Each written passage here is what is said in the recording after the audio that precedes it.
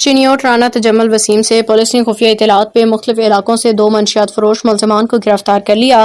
گرفتار منشیات فروش ملزمان کے قبضہ سے 1670 گرام ہیروئن برآمد ہوئی ہے۔ چنیوٹ آرگنائز کرائم یونٹ سے ASI نصر اللہ خان نے منشیات فروش ملزم جاوید کو 1200 گرام ہیروئن سمیت گرفتار کیا، جبکہ تھانہ کانڈیوال پولیس نے منشیات فروش ملزم کو 470 گرام چرس سمیت گرفتار کیا۔